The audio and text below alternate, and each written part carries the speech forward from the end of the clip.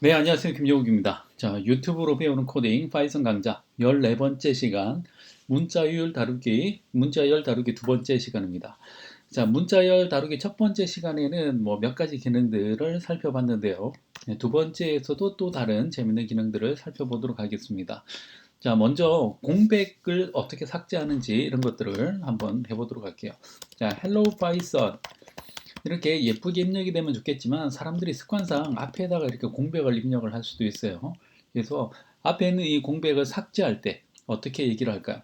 앞에 있는 공백, 다르게 얘기하면 왼쪽에 있는 공백을 지우는 거죠. 이럴 때는 elstrip이라고 하는 메소드를 사용을 하시면 바로 공백이 제거된 hello python을 얻을 수가 있습니다. 자, 굉장히 쉽죠?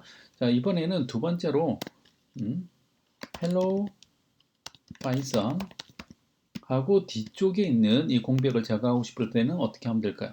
자, 눈치가 빠르신 분들은 이게 L이 left면 right strip이 필요하겠죠. 그래서 R strip. 자, 이렇게 하면 바로 오른쪽에 있는 제가 여기 점을 빠뜨렸네요. 오른쪽에 있는 공백을 바로 제거를 할 수가 있습니다. 자, 그러면 양쪽에 있는 공백을 어떻게 하면 제거를 할 수가 있을까요? 가장 일반적으로 많이 사용되는 메소드가 그냥 스트립이라고 하면 됩니다. 네, 이렇게 그냥 스트립이라고 하면 앞과 뒤에 있는 공백을 모두 제거합니다. 이 사람들이 자, 제가 스트립을 스트링이라고 썼네요. 스트립. 자, 됐네요. 자, 이렇게 하면 앞 뒤에 있는 공백이 모두가 제거가 됩니다.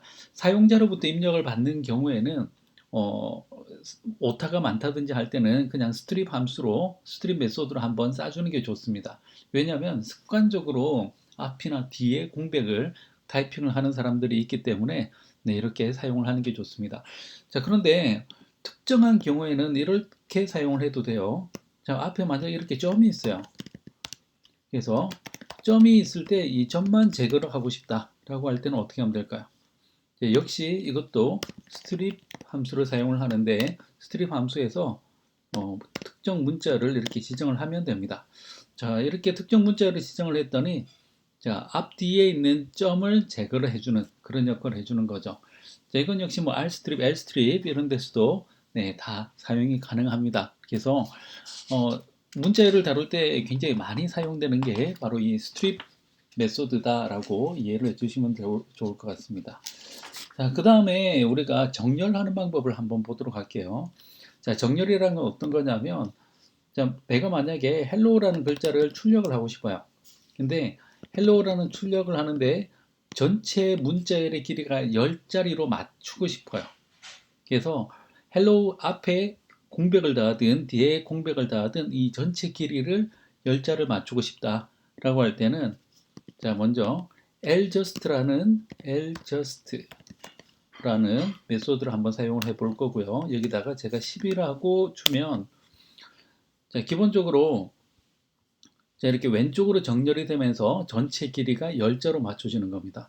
자, 제가 여기서 1, 2, 3이라는 걸 추가로 사용을 할지라도 전체 길이는 10자, 공백 숫자가 이 전체 10자를 채우기 위해서 필요한 만큼만 공백이 들어간다라고 보시면 될 것 같아요. 자, 그러면 자, 앞에서 우리가 해봤으니까 hello에 ljust가 있으면 rjust도 있겠다라는 생각이 들죠. 그래서 rjust를 해보면 역시 똑같이 이번엔 앞쪽에 공백이 들어간 그런 형태로 볼 수가 있습니다. 자, 그러면 자, 아까 우리가 strip 함수에서처럼 hello를 찍는데요. 이번에는 그냥 just라고 하면 될 것 같다라고 생각을 할 수도 있는데 그렇진 않고 여기서는 그냥 center 하고 10이라고 하면 이게 가운데 정렬이 되어 있습니다. 그래서 정확하게 떨어지지 않을 경우에는 뒤쪽에 몰아주는 경향이 있고요. 그래서 hello가 가운데 정렬되어 있는 형태를 볼 수가 있습니다. 보통 센터보다는 rjust나 ljust 같은 것들을 사용하는 경우들이 많이 있습니다. 자, 이런 걸 볼 때 우리가 이렇게 생각을 해볼 수도 있을 거예요.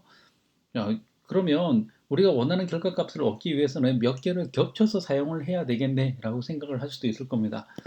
자, 몇 개를 겹쳐서 사용하는 걸 뭐라고 부르냐면 여기서는 자, 이 객체의 뒤에 붙어 있는 게 메소드다라고 얘기를 했었는데요.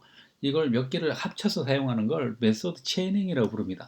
여기서 말하는 체이닝은 자전거에 들어가는 체인처럼 이게 서로 연결되어 있다는 얘기죠.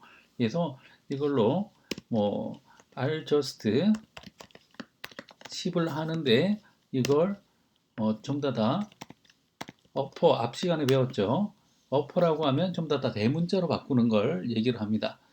자, 이렇게 해서 한꺼번에 실행을 시켜보면 자, 이 두 개의 메소드가 한꺼번에 실행이 된 게 보입니다. 자, 그래서 adjust에서 앞에 공백이 추가된 걸 볼 수가 있고요. upper라는 메소드를 사용을 해서 전부 다 대문자로 사용이 되는 걸 볼 수가 있죠. 자, 그래서 메소드를 우리가 지금 배우고 있는 걸 꼭 한 번에 하나씩 사용해야 될 필요는 없다. 그런 얘기를 해드리고 있습니다. 자, 간혹 가다가 우리가 왜 직원 번호 같은 걸 부여를 할 때가 있어요. 근데 직원 번호는 아니에요. 뭐 고유 번호, 뭐 시리얼 번호 여러 가지로 부여를 할 때가 있는데 제일 첫 번째로 나온 걸 우리가 시리얼 번호를 1이라고 그냥 부여를 합니까? 그렇진 않죠. 전체 앞으로 나올 제품의 개수를 뭐 계산을 해서 대략 한 10자리 정도로 하면 00000001 이런 식으로 번호가 부여되지 그냥 1 이렇게 부여되지는 않습니다.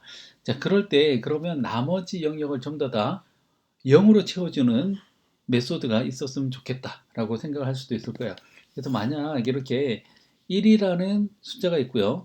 이 앞부분에 10자리를 전부 다 0으로 채워주겠다. 0이 알파벳으로 제로죠. 그리고 채우다는 건 fill입니다. 그래서 제로 fill이라고 읽으면 되고요. 제로 fill 함수로 제가 10 이렇게 해서 실행을 시켜보면 이렇게 0000001 이것도 굉장히 쓰면 굉장히 재밌게 사용할 수 있는 그런 메소드다라고 얘기를 할 수가 있습니다. 자, 이번에는 이렇게 한번 해볼게요. 자, 이번에는 파이죠. 3.14, 3.14에다가 제로 fill 해서 여기다가 10 이렇게 줬을 때는 결과가 이렇게 나오죠. 자, 하나, 둘, 셋, 넷, 다섯, 여섯, 일곱, 여덟, 아홉, 열. 자, 3.14까지 포함해서 10자리로 맞춰진 걸 볼 수가 있습니다. 그렇죠?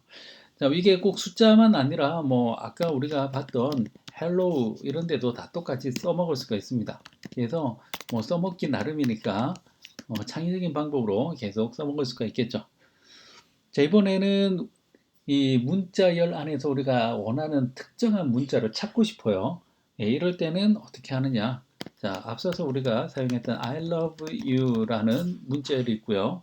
이 문자열 안에서 우리가 love라는 단어가 필요해요. 아니면 그냥 여기서는 arrow라고 한번 해볼게요. 그럴 때는 그냥 find라고 해서 LO라고 해서 검색을 해보면 자, 여기서 에러의 위치가 리턴이 되는 걸 볼 수가 있습니다. 그래서 0, 1, 2 해서 에러가 2의 위치에 있다라고 하는 걸 볼 수가 있는 거죠. 자, 이번에는 또 다르게 똑같지만 I love you라고 쓰고요. 이번에는 find 자, 이렇게 한번 찾아볼게요. 자, you라는 단어가 어디에 있느냐 찾아봤더니 7번째 위치에 있다라고 하는 걸 찾아볼 수가 있습니다. 자, 그런데 찾는 기준도 자, 여기 보면 I love you라고 되어 있는데요. I love you 다음에 you love me. 자, 이렇게 문장이 있어요. 그러면 자, 보통 우리가 찾을 때는 왼쪽에서 오른쪽으로 찾아갑니다. 그래서 여기서 2, 뭐 7 이렇게 대답이 됐는데 자, 여기서 그냥 find라고 해서 love I라는 단어를 찾아볼게요. 자, I라는 위치는 0번이다 이렇게 되어 있는데 자, 이번엔 여기서 U라는 걸 찾아볼게요. U는 여기서 얘기하는 7번째도 있고요. 그 뒤에도 U가 한 번 더 있습니다. 자, 이럴 경우에는 왼쪽에서 오른쪽부터 먼저 찾아서 이 자리를 7이라고 대답을 해주고 있는 거죠. 그러면 반대로 찾고 싶다. 여기 오른쪽에서 왼쪽으로 찾고 싶다 라고 할 때는 rfind라고 하는 명령을 쓰면 됩니다. 자, rfind는 rightfind라는 명령이 되겠죠. 자, 그러면 여기 두 번째에 있는 u의 위치를 돌려주는 거죠. 그래서 12라는 걸 대답을 해주고 있습니다. 자, 그런데 find라는 이 명령보다도 또 사람들이 또 굉장히 또 즐겨 사용하는 명령이 뭐냐면 바로 index라고 하는 명령이 있어요. index라는 이 메소드를 한번 보여주면, 자, 이렇게 카피를 해서, 자, 똑같이 하는데, 여기 메소드만 이렇게 인덱스로 바꿔서 실행을 시켜보면, 자, 역시 왼쪽에서 오른쪽으로 갑니다. 자, 기능상으로는 크게 차이가 없어요. 크게 차이가 없고, 그, 인덱스 같은 경우에는 내가 찾고자 하는 걸 못 찾으면, 자, 여기서 만약에, 자, 제일 처음에 에러를 검색을 했는데, 에러 V가 아니라 에러 B라는 잘못된 단어를 찾으면, 자, 이 find 명령은 잘못된 내가 찾고자 하는 문자열이 없으면 마이너스 1이 리턴되는 걸 보실 수가 있습니다. 자, 그런데 인덱스 같은 경우에는 찾고자 하는 단어가 없다라고 하는 경우에는 바로 이렇게 오류가 납니다. 그래서 substring not found라는 오류가 나는 게 약간의 차이점이라고 하는데 기능상으로는 크게 차이가 없어요. 그래서 기본적으로는 똑같이 7이라는 숫자가 대답이 되는 걸, 리턴되는 걸 볼 수가 있고요. 역시 반대쪽으로 찾고 싶다. 여기 오른쪽에서 왼쪽으로 찾고 싶다라고 하는 경우에는 rindex라고 하는 걸 사용을 하시면 바로 보실 수가 있습니다. 자, 그러면 이 안에서 전체적으로 봤을 때 U라는 단어가 몇 개가 있느냐 그걸 궁금하다라고 하는 경우에는 이렇게도 사용을 하실 수가 있어요. 바로 count라는 메소드를 사용을 하시면 되고요. 여기에다가 U라고 해보면 자, U가 2번 나온다라는 개수를 파악하는 것까지 해볼 수가 있습니다. 자, 그래서 이제 남은 게 문제일 중에서 어떻게 하는지에 대한 포매팅 이런 것들이 남아 있는데요. 그건 다음 시간에 사용 방법을 살펴보도록 하겠습니다. 네, 감사합니다.